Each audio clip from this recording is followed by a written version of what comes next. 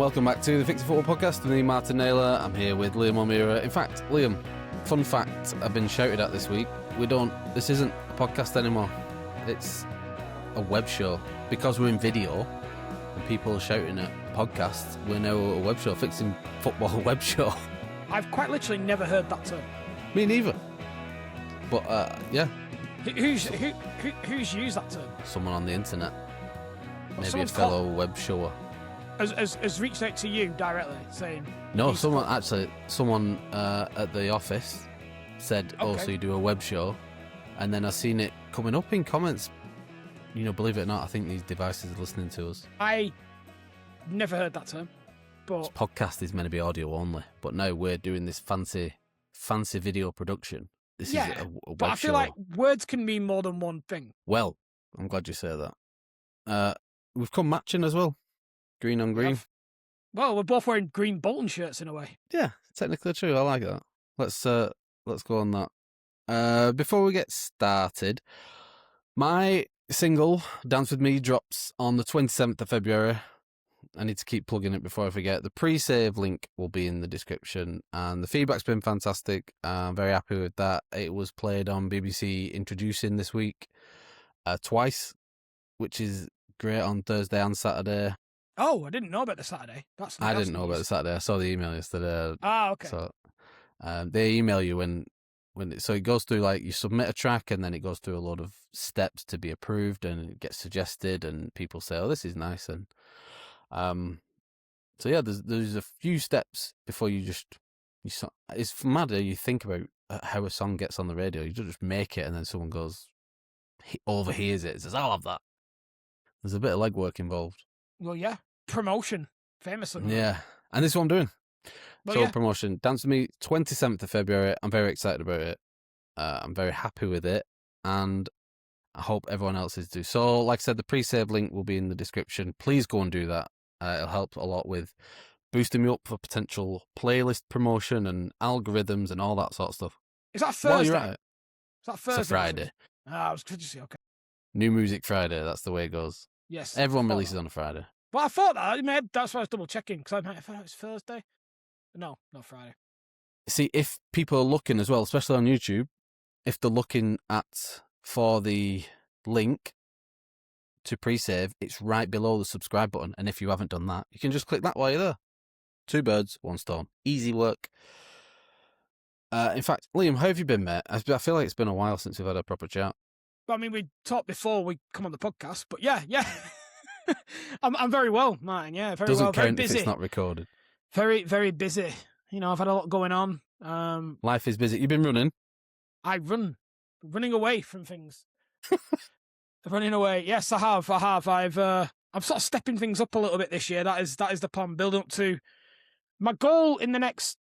I mean, we talked about our New Year's resolution at the beginning of the year, but it is to build towards running a marathon. Now, my plan isn't to run a marathon tomorrow, but I very much want to be, by around this time next year, someone capable of running a marathon.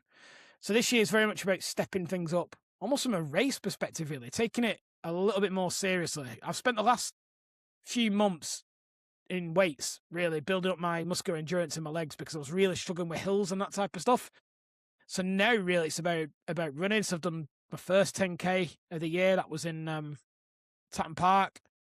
I got my PB down by about 3.5 minutes to 56. How was that? I've only been there doing the kids stuff with the farm and stuff like that. Is it flat? Flat-ish would be the way I would describe it. It's not. There's no real testing hills, but what I would say is that it's not flat per se. Everything is up and down, like very small gradients. Yeah. Very. And to be fair, what I didn't like is it was quite tight. Like the early part of the race was quite small. The paths aren't. Yeah. So I lost a bit of time early doors. Probably, I'm not qualifying for the Olympics, so it's not the end of the world. But it was a little bit busier, and the parking wasn't great on the way in. It is terrible around there. Yeah. And considering they moved the time an hour early on the last minute, like, it was all a little bit of a rush. But once I got running, it was okay. It was okay. Nice time of the year for it as well, I think. It didn't rain. That was the main thing. How about you, Martin? How are you? What have I been up to? Music stuff has been dominating. The kids are doing their best to fight me. Nether regions are being used as a kick bag at the moment. Fair. Baby's kids. going mad. Other than that, though, yeah, I've been watching loads. I was just watching football. Football's on all the time. I tell you what I did watch. We'll get into football in a minute. But I watched Anthony Kim win the live competition in Adelaide. I think it was. It was. Did you see that? I saw that it was on. There's quite a lot of sport at the moment. Live Golf didn't win the battle of sport for me at the moment, but go on. Do you know the Anthony Kim story? Do you know of him? I know he's a golfer. That's about as far as I know mine. Right. Anthony, I think he's the only golfer alongside Adam Scott, Tiger Woods, and someone else to win 3 PGA Tour titles before he was 25. Very promising. Everyone was looking at him as like the next big thing. And then he ruptured his Achilles. So took some time off, obviously, to recover from injury, got addicted to drugs, went down a real bad path, basically retired for about 10 years. Oh, it's like an American opioid kind of deal. Really. Dealing with addiction, he got himself in a really bad place. Anyway, apparently having his daughter turn his life around, he got back on it. He got invited back to play a couple exhibition matches, signed with Live Golf, and this is the first, it's sort of like the full circle comeback moment of just this guy who's like, wasn't on anyone's radar until he turned up back at Live, and everyone's like, what's he doing back? Like, what's this story of this guy? He's got, all these tattoos and proper maverick style golfer, but very talented. And anyway, just the full circle comeback. What's the moment? Very wholesome moment of him completing this turnaround in his life. It's an unbelievable story. That is very good.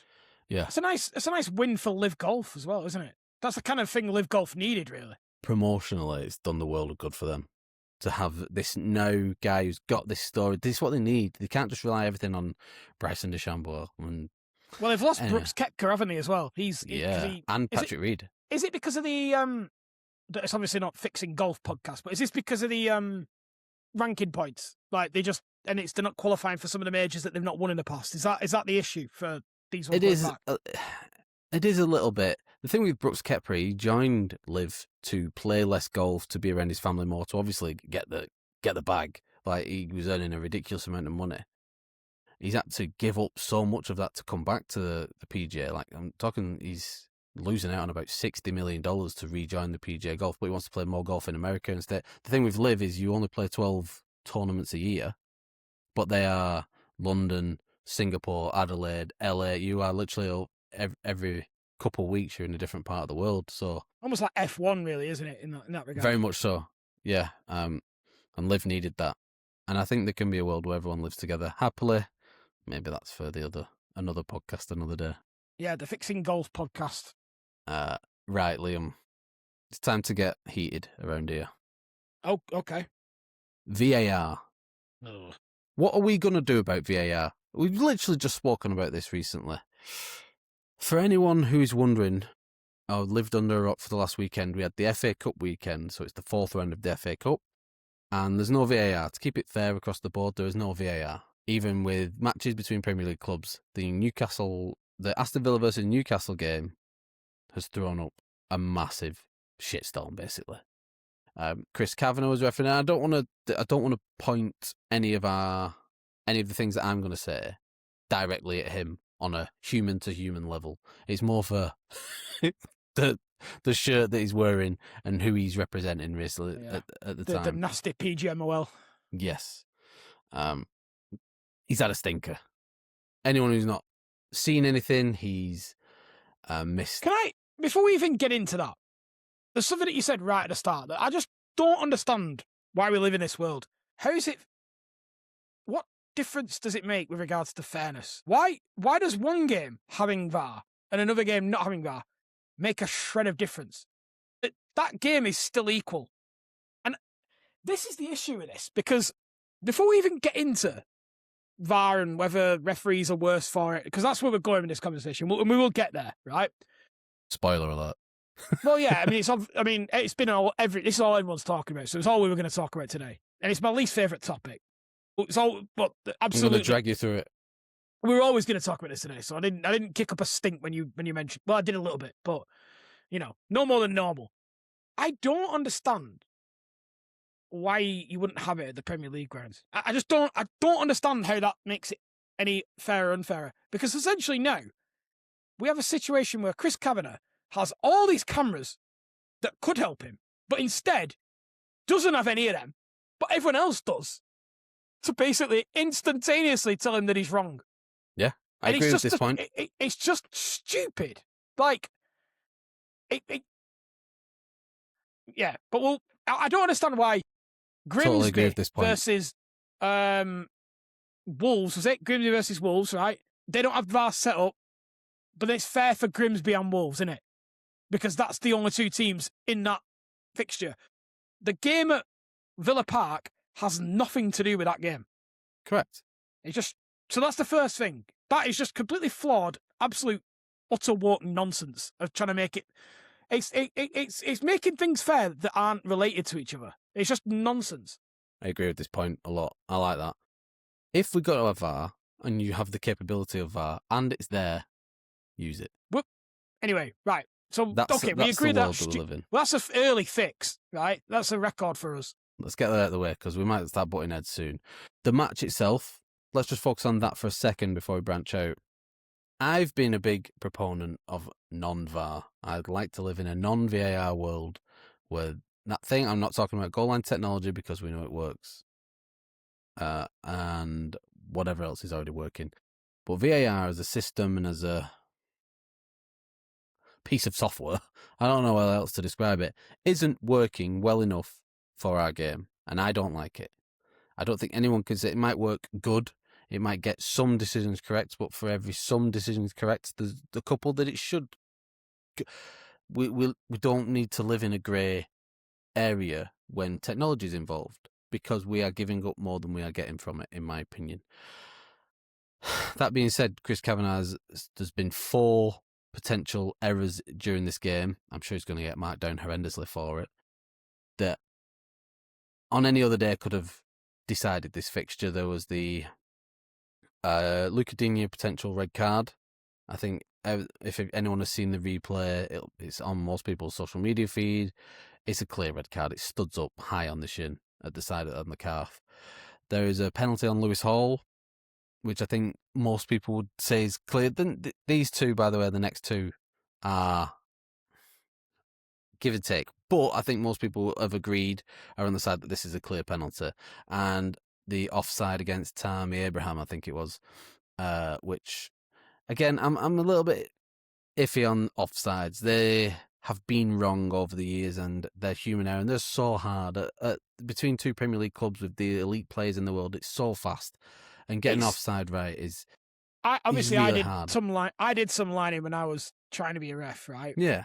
It's so hard. Like, yeah. It's insanely hard. Like, you literally, like, unless it's blatantly obvious. We've seen, everyone could point to examples where it's been blatantly obvious and it's through balls. Through balls are so hard to read. Yeah, like they honestly are. Like, but when we're talking the minutiae of what VAR is given as a rule, it's nigh on impossible. And I think for years the Premier League linesmen have done a fantastic job up until the introduction of VAR. The craziest one is this Luca Digne handball. You've seen that, right? Yeah. It's an unbelievable decision to get wrong by any scale of the imagination. And the fact that he gives it as a handball anyway and just decides that Luca Digne was outside of the box for some reason. And Luca Digne wasn't even complaining that. I think I'm not a great fan of them sort of handballs where you blasted the ball at him from 5 yards away, but his arm's out, whatever it is. It's a penalty in today's game. He's just given a free kick for some reason. The question is, Liam, and this is where we're going to debate now, did this football match and this singular match prove that how much we need VAR, or has it proven that VAR has done that much damage to the current crop of Premier League referees, which prior to the introduction of VAR were considered the best in the world? They were the ones doing Champions League and World Cup finals, European Cup finals. They were the gold standard by all accounts. Ooh, I mean, I think a small minority of them were. I think. All right, our elite were the elite of the elite. Okay, I'll accept that. I'll accept that. Okay, So there's quite a lot to unpack here, mine. And I want your opinions as well. Please. Right. There were a lot of football matches this weekend, right? Yeah. And I'll be honest, I'm not one to moan about referees, but I did not like the performance that we had. But And you've said versus this, Lincoln you've City. said this about League One. Yeah, League One, horrendous, right? But we're all focused on this match. And why are we focused on this match? It's on telly. It's on TV. And it's a massive game between two of I would say, the top end of the Premier League second tier, aren't they? Yeah. These are two big clubs, right? Yeah. The Big Eight. Yeah. Exactly, yeah. The 7 and 8. Really good way of putting it. There are so many games at the weekend that probably had quite a lot of bad errors in them. Yeah. But it comes down to the idea that if a tree falls down in the middle of forest, did it make a sound? The problem you've got with this game is and we kind of touched on this a minute ago, you've got all the gear, and these decisions, we're going back to almost like 10 years ago, where it's like that snapshot element and it's gone, and it's, I do think we need VAR, because ultimately this gave us a reminder of the pre-VAR world. Now, I think it's I think Chris Kavanaugh's had a stinker. Let's be honest, right? He has had a stinker. Right? He hasn't meant it. We all had stinkers at work. Ultimately, it matters, doesn't it? Football matters. Getting it right matters. Villa are out of the cup now. Newcastle can probably think that they were given a harder day than they needed to, because they were quite unlucky with a few decisions. I dread to think what would have happened if Villa would have come away with the win on this one. I mean, there's an argument that Bizot was unlucky with his red, to be fair. I personally don't think that, because I think it was high. I don't think that either. Yeah, but I did hear the idea there wasn't a clear goal scoring opportunity. I think it was closer to serious foul play, to be honest. At the speed, it was like a missile into him. But it reminded me of like these. It was a proper throwback moment when all of a sudden the goalkeeper was just in the screen panicked. for no reason. Yeah, like, you thought, what the? Where's he come from? Yeah, if he'd have grabbed his shirt, it's like I've been on the end of one of them types of tackles once. It really hurt, like a keeper that just sort of panics and absolutely flies into you. Really, very close to breaking my leg. I remember that. They shouldn't be allowed out the box, in my opinion, keepers. But that's a slightly different fix. That's a different one. But yeah, I think ultimately we saw why and it ultimately is because football matters too much. People look at the reaction to one bad game. It just matters too much. Hold on. The argument here can't be that people are caring too much about something and we need to chill out. It's not that we won't chill out. When it comes to football, people just won't chill out. So ultimately, it's a lot of people's air that they're breathing. I agree, with. right? But if we'd have had VAR, a lot of these decisions, whether even before you get to the argument, has Premier League officials become worse because of VAR or not? It's almost irrelevant to the first question. If we have VAR, these don't happen. And these kind of mistakes are what people want VAR for. These clear and obvious errors. These are what people want VAR for. And you've got, this reminds us what happens when VAR's not there, because these then just don't get corrected, whereas they would have all been corrected with VAR. All right. So, in you landing on that side of the fence, maybe it's two sides of the same garden more than anything here. But on that side of the argument, you are saying that this is what happens when we don't have VAR and we need it, and it needs to be, a more... I'm not saying it's perfect. It can be a lot better. And I do think it interferes too much. I agree. But then you see what happens when it's not there. These are kind of decisions that we wouldn't even praise VAR for, I think. Yeah. We just assume VAR would get it right. But this is the world we had before, where these kind of stinkers would happen week in, week out, and all we would talk about is referee decisions. But so the other side of this argument is, has the introduction of VAR made our referees worse? I think it's too small a sample size, one game, to make that assumption. See, we'll look at, based on this game, obviously that is too small a sample size, but for a long time now, we see things like the linesman with the flag, not putting them up too long, referees stalling on making a decision or umming and ahhing, and obvious penalties being given by VAR retrospective, like a couple minutes later or whatever, after a lot of consultation and back and forth, and referees being scared to give anything, because if they don't give anything, their powder's dry by the the people who are marking them, they're being assessed every game because the more they're assessed, the more perfect they are. They'd be They assessed get for the better inaction as games. well. I agree, but it'd be assessed for not giving it as well. Like that, you're just assuming giving it wrong. Inaction is a decision, isn't it? They would be scored on not giving a penalty. In fact, they get scored massively on that. They're called key match decisions. So they're according to people like Mark Clattenburg, I do enjoy his podcast that he does with Ian Ladyman and Gordon Smart. I love it when he starts talking about football and everyone just like, shut up, no one wants to hear about that. You know, he starts talking about like how well Villa have played or something, everyone just like gets loads of stick, like, no, you're not there for that. No, we can sit here and talk about it. But Mark Clattenburg has been like at the absolute elite of the game, really, like up close and personal. World Cup finals, by the way, innit? European finals. Not interested in that. Not interested when he thinks of like whether Cafu's a good player or not. But he, I don't think the marking is as harsh as what you're saying. Therefore, not giving rather than giving the wrong decision is the main one. And I think the major criticism, it has been mine, and I think what we're seeing a lot of in the media is this crutch that VAR has become for our referees to not referee the game and let someone with a few more screens and monitors do it, and the benefit of replays, which is ruining the game, and it's certainly ruining the experience inside the stadium. It is. I don't disagree with that. It does ruin. I don't.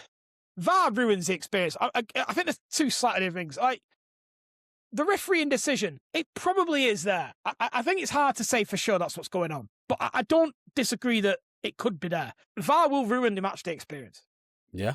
Like regardless of how well it, because ultimately you're going to have that element of doubt every time a goal's scored. What happened in the build-up? You can't have that pure release of knowing that you've scored as soon as the referee points to the centre circle until with VAR. You just can't, like, there's no world where that can exist. But ultimately, even if it doesn't feel like it, we're in a world where much better decisions get made consistently. And that weekend proves what the world could be like without it. And maybe that's an extreme version. But those handballs, I think it's extreme on both sides of it, yeah. But studs up tackles, they used to get let go all the time. The amount of times you'd see yellows for them in the old world. You know what? The other three, I think on any other day, if VAR wasn't a thing, you think, God, it should have been this, it should have been that. Handballs around the box. I used to think referees would always be very keen to give that as a free kick rather than a penalty. I think that was something I always felt that they used to do in the old world. I don't know how I feel on that one, but that Luca Digne handball is... It's not that he hasn't seen it. He's totally had a stinker on the decision. Like I said, I don't want to... just on that, just before you carry on, like on that yellow card, I think we've now become conditioned to know that's a handball. I think in the past, before VAR, we maybe would have been a bit like, a bit more on the fence. I hate that as a handball. We all agree it's handball now. Because it's VAR's it's almost horribly consistent with handball. Like, they're pretty consistent. If it's an outstretched arm and there's at least 5 yards, it's going to get given. By the way, like there was in the Arsenal Wigan game, we had a few stinkers. I think Gyökeres could have had... Mate, I lasted 10 minutes in that game. to be completely honest, I put Rangers on. I think Gyökeres could have had 2 penalties. There was a clear handball from one of the Wigan players, but it was outside the box. But what I did like was that there was a couple balls over the top to Jesus on Martinelli, and the flag didn't go up, and it went in, and you just... Fair play to Wigan as well, playing a high line away at Arsenal. Not many people do that. That's what happens. No, not many people go 4-0 down after 4 minutes or whatever it were. Nice one, Glenn. Yeah. Listen, I am very much on the side that VAR has made our officials worse. I'm not going to argue with it too much because I think it's a theory that stands up. I don't think it matters. All right, let's look at it this way then. How do we fix VAR going forward? I've heard suggested of the tennis style challenge system, however you do that. One like a manager's challenge that people do, putting do it in time rugby. limits on a VAR check. Don't like that. I don't like that one necessarily, but That would be. I think that's open to referees watching it time out a little bit on difficult ones.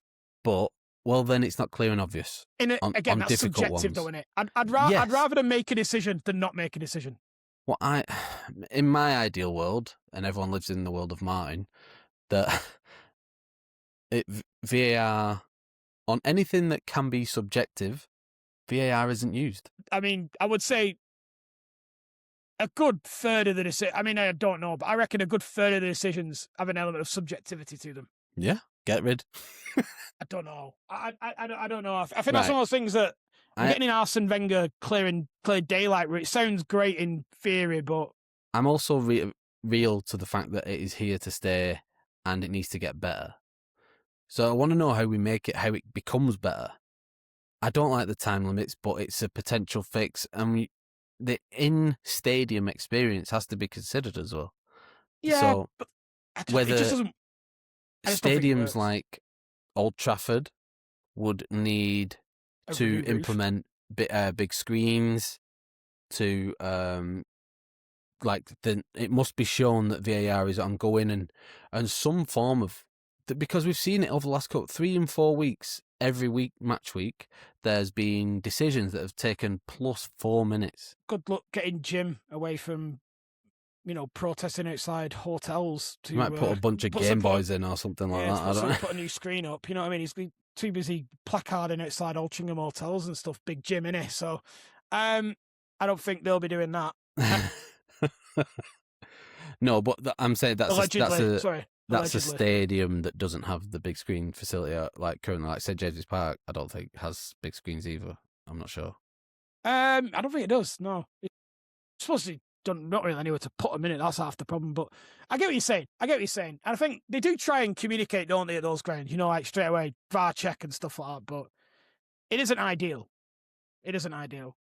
So what is the fix? What do we do to make it better? I think it is better this year than it has been in other years, by the way. I think it gets 1% better every year, and I don't think it's enough for the soul that we lose from the game a little bit. You sound a bit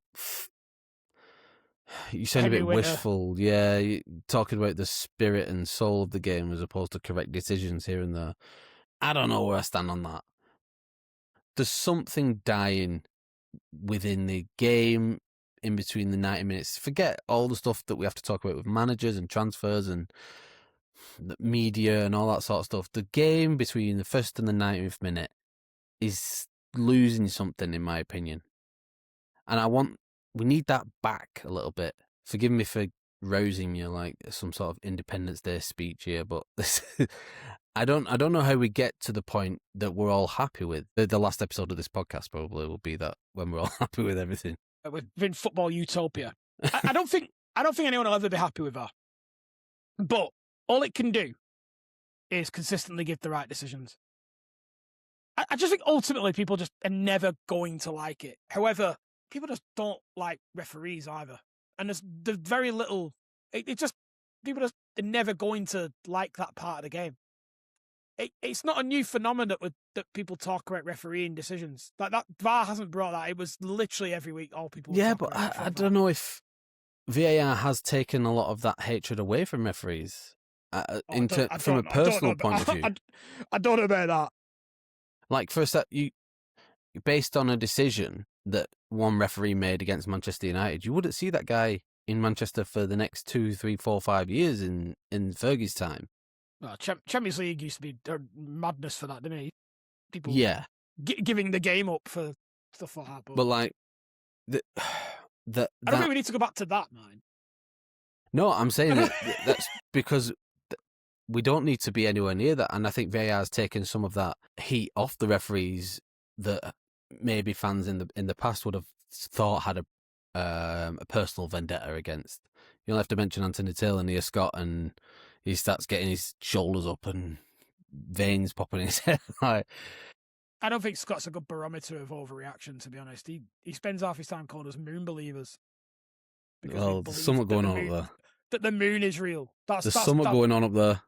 Yes, there is. It's a moon. Anyway, But how do you know? I think we're good in our first fix. That it should be fair. I think other than that, I think you're just going to professionalise VAR even more. Just keep making those differences, keep making it better, and try and get the time down. I don't think you can put a time limit on decisions. I think you just try and get the time. You've got a target on getting the time down. Do you think that the time will just come down the more it's used, the natural? It should be no. It won't be natural. It should be a focus. It should be an absolute target and focus of the FA or PGMO or whoever is set, or even FIFA, like across the world. Yeah. This should be a goal for them, but don't set a time limit on it. It should be something that's reported on a little bit. It should be something that's out there in the open. Because I think if people heard that the average decision time went down from, let's say, I think average is going to be around 50. We tend to look at the long ones, but I reckon it's fairly quick on quite a few, even the ones that we're looking at it. Yeah, nothing doing. That is still a decision, right? So it's probably going to be around 30 to 40 seconds on average, if I was going to guess a number. Yeah. If it's 30 or 40 last year, and then 20 to 30 this year, and we were discussing that openly, I think people would see that as an improvement. Okay. So maybe more transparency on not just what the decisions were, how long they took, that type of stuff. We're like almost like KPIs, like you're seeing genuine improvement of the implementation of VAR as well, not just all about was it right or not, but how's VAR being used. Yeah. I think that kind of data would give people an idea that at least there's some accountability. Because that's what I'm hearing you saying here, man. You want some accountability. You want people to be make sure they're getting better. It's not about blaming them when things go wrong. It's ensuring that they are getting better. The thing is about blaming people when they're getting it wrong is, do you feel like there is no one to blame anymore? Because it's the decision is out of that guy on the pitch. It's seemingly out of his hands nowadays. See, one thing I don't like. I don't like that referees are VAR as well. Like I don't see why we're not in a world where VAR isn't a specialist VAR person. Yeah. And maybe that will come in the future. Maybe we're not there yet with people, There's the fix. Like a set piece coach type thing. Yeah. But I just don't see how it has to be a referee.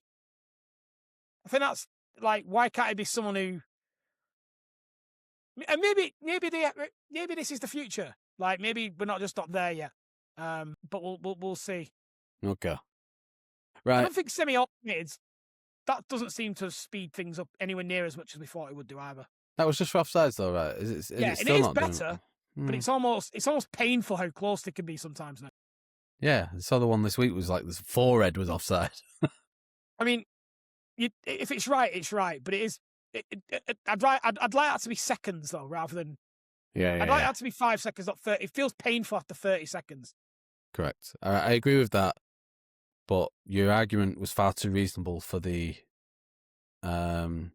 clips that I would have wanted. Just work on it and just show that it's getting better. Give people a reason to believe in it. Yeah, I do agree with that. That needs to be fixed. Right, let's have a quick break. If you're with us still and you've enjoyed this VAR chat, like, share, subscribe, do all that fancy nice stuff. And while you're there, pre-save my new single, Dance With Me, out on the 27th of Feb. And we'll see you in a minute. Bye.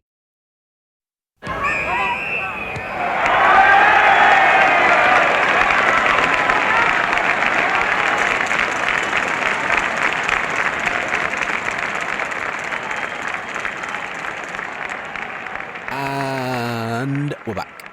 Liam, last week, Thomas Tuchel, it was announced, has signed an extension to his England contract, and this irked me a little bit.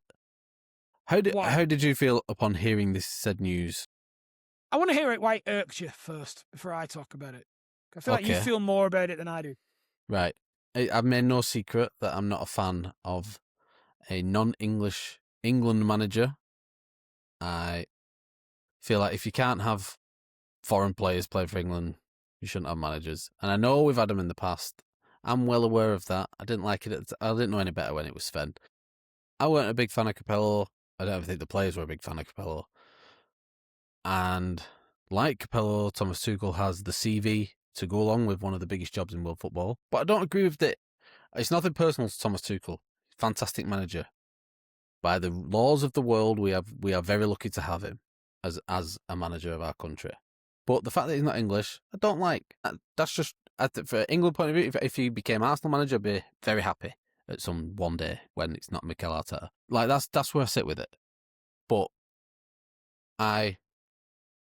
anyway, I made my point clear. He was brought in on a 18-month contract, whatever it was, to basically till the end of the World Cup. To win us the World Cup, we have got a specialist winner to come in.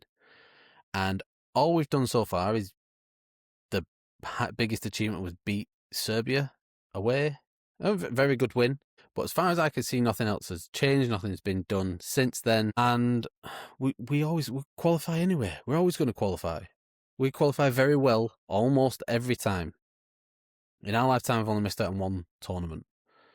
And yeah, there's nothing special happened and nothing warranting this contract other than he is brought in to win us the World Cup. And now the pressure to do that has been taken off with the extension, and then he can go again at the following Euros because he has this now extra time that he's been paid for very well. So that's why it's irked me. He's taken any impetus to win a major tournament away from him. Now, he may still only get one World Cup with us, but he was brought in to win this tournament, this one with this group of players. No. That's why he's here. That was very much how it was sold, I agree. Where do you sit now? I have been impressed with him. Not necessarily because of performances. He does seem to be the first manager we've had in a long time willing to take on big personalities. Such as Jude Bellingham. I think there has been genuine difficulties there. And you think difficulties that Southgate wouldn't have addressed? Possibly. I think it's hard to say. I know he missed the high performance and all that. I'm sure he on Mr. Leadership Talk, isn't it? Gareth Southgate potentially would have done, or maybe handled it in a different way, maybe. But I think the squad's very different already than it was under Southgate. I think England's evolved a little bit. It's not necessarily. They've gone from this sort of plucky underdog now to, I think, one of the top two sides in the world, probably just behind Spain. I have us in my head. I think. Yeah, I don't disagree, but I think England are making a calculation. I think Man United were sniffing around Tuchel, weren't they? All right, so you think this is a money play from the FA? Not money. I think England, the FA, are looking at home Euros after and are pretty impressed with Tuchel. Regardless, it's hard to win a World Cup, man. Like, you're completely right. That's like, but it's going to be hard in a different continent to win that World Cup in that heat, especially with Spain. But I think England have got a very good chance still. I'm absolutely not dismissing England's chances, and you're exactly right. That's why Tuchel was brought in. But I think England are looking at Euro 2028 as well, and looking at that as a home tournament, thinking, are we going to secure a better manager than Thomas Tuchel to win that tournament? Because if we're not favourites for this, we're definitely favourites for that. And I think that is ultimately where we've landed. And it's not something that's been talked about quite a lot, really. I don't think we've got into the run up to that yet. Answer me that. Who do you answer me this then? Who do you rate as the number one English manager right now? Mikel Arteta. He's not. He's Spanish. Well, he's never played for Spain, Martyn, and he holds a British citizenship. So he is, on paper, the number one English manager. That's what paper he decides to read, but he isn't. He says he's Spanish. Anyway, he's a proud Basque, isn't he? So I'm not going to tell him what he is and what he isn't. But in terms of actual English, in terms of traditional English manager, I don't know. I don't know how best to put this. Right, we can keep this in. Not Mikel Arteta. He says he's clumsy, Spanish. Yeah. English managers that aren't Mikel Arteta. It's probably Eddie Howe, isn't it? Okay. I'm not the biggest Eddie Howe fan, if I'm being completely honest. But it probably is him. It probably is him. I think most would agree with that. With him as the manager instead of Tuchel, are England still probably the favourites to win that Euros that you're talking about? Yeah. Because I do think increasingly as I get older that we put too much emphasis on the manager. Yeah. I do think that just in general. I think football's far more. It's won by footballers, isn't it? Ultimately, so recruitment's what win games.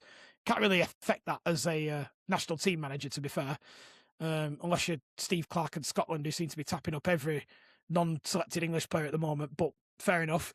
I don't think it changes it too much. Who would I prefer to be manager at home Euros? It probably is Thomas Tuchel. I'm a little bit over it, the English manager thing. Maybe I'm not saying it's wrong to have that opinion either. I get it. And when I was a bit younger, I did used to hold that opinion. But I've never really seen an excellent English manager in the whole time I've watched football. True. I mean, who's the best English manager that we've seen? That we've seen. Allardyce or Redknapp, maybe? Southgate? No, as an England manager, but as a club manager, it's a pretty average record. David Moyes, Brendan Rodgers. David Moyes, Scottish. Brendan Rodgers, Northern Irish. I like to get you with them ones because they always get thrown about online. I know. The other one is, what was it called as well? Nottingham Forest and Leicester manager. Oh, Chris Cooper. Yeah, Welsh, innit? Yeah. Everyone used to always say him as well. Because I think he was, to be fair too, I think he was England under 21s or 19s for a bit, wasn't he? Look. Potter, maybe. Grandpa.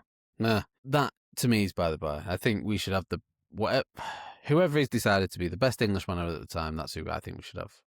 Because Rosenia. That's what we call it now. Me and Scott, that's what me and Scott decided. Liam Rosenia. Is that what we're going with? Yeah. Yeah. I mean, fine. I know. Yeah, doesn't matter to me. But again, I'm not daft enough to live in a world where I know I'm not picketing outside of Wembley to get Tuchel out just because he's German. That's just where I sit with it. No one said the German thing. That's the first time we've used that word, by the way. We've avoided. We're just going with not English for a while. But does German matter? No. Is that a... No, it might matter. It maybe matters 1% more than certain other countries. I think it matters a little bit. I'm just like I'm over it. But if he was French, it wouldn't be as big of a problem. Maybe not French. That was a bad example. Maybe Swedish. Swedish. Yeah. Madness. Swedish. Still here. I think he hasn't. I don't know. I don't like it. It's removed the new contract has removed the urgency for this World Cup. And even if he had agreed to stay on and the FA were impressed, don't announce it until after the World Cup. Let's just say to us that, yes, we've got a good thing going. We like Thomas Tuchel. We're going to say where it is. Do it that way. But don't reward him for something that he hasn't even done yet.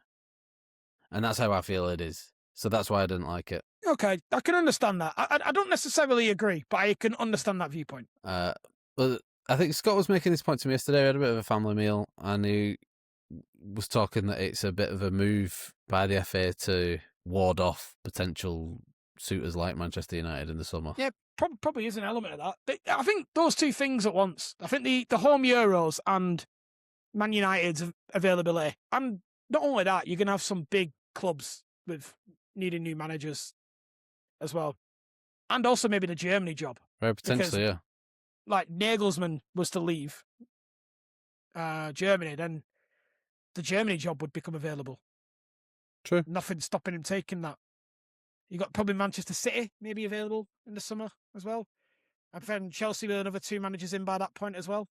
Yeah, God knows how many more Nottingham Forest managers we'll see up until the next England manager comes around. Okay. So it's gonna be quite a lot. Those are our feelings on that. You know my fix. Also this week, Liam, was the FA Cup 5th round. I know we spoke about it. Obviously, we were talking about our VAR stuff in the first half. But the FA Cup in general, I think we were all in agreement that the FA Cup had a little bit of a renaissance from the third round. Hold on, what was it? It was the 4th round this weekend. Yes, it was. The 3rd round seemed like the magic of it was back. Seemed like there was it was fun again. This round though, it seems to have fallen off a cliff. Do you know? It's funny you asked about this because I didn't really think about it that much. But then I saw Jonathan Wilson had written something about it, basically saying the problem with the 4th round is that it's not the 3rd round, and it's also not the quarterfinals. So the 4th and 5th round are generally unless you get glamorized, they can be quite dull. Yeah, And he basically said it's a good time for football journalists to go on holiday this weekend. Generally, that's like they have like it's like a sort of an in joke between football journalists that for free Yeah. FA Cups when they go on holiday. That's it. You only have to scroll TikTok for a few minutes to see a certain group of Sky pundits all skiing and stuff over the weekend or on the beach somewhere. So Yeah, but so what do you think it is? It's just that there's not enough drama involved at these rounds. I mean, clearly we spoke about one match that had drama, but like Villa Park wasn't a sellout, and the Emirates certainly wasn't. I know Wigan did a very good job of turning up in numbers, and I'm happy for them, despite their horrible fan base to us online. But I'm happy for them as a football club, as a lower league club, to get the finances and the rewards that come from a big tie in the FA Cup. There's a just random club, insert random lower league club here. I'm happy for them to get money from us for the FA Cup. And they do, but it certainly wasn't a sellout. The Etihad was... Hold on, was it at the Etihad? Where did they play? yeah, was it the Etihad? Awful attendance, and then people joke about the Etihad attendance at the best of times. We wouldn't be steep that low, would we? I would. I'm going to start. A soulless bowl. What he needs is more seats. He needs to build another stand there. Yeah, so even more people could not turn up. Yes, very poor, very embarrassing. I thought for Man City that the turnout for them. Maybe I'd like to see that. I'd like to see this clip, by the way. I want to see that as a clip. Man City's attendance is embarrassing. Let's get this right. Your attendance is embarrassing. Stadium is dull. Your club is horrible. I have nothing to hide. Okay. At Martyn, at MLN the DJ. Yeah. But so the FA Cup, what do you think it is? Just 4th, 5th round, low stakes. There's not it. There's not enough magic. Yeah, There's nothing we can do.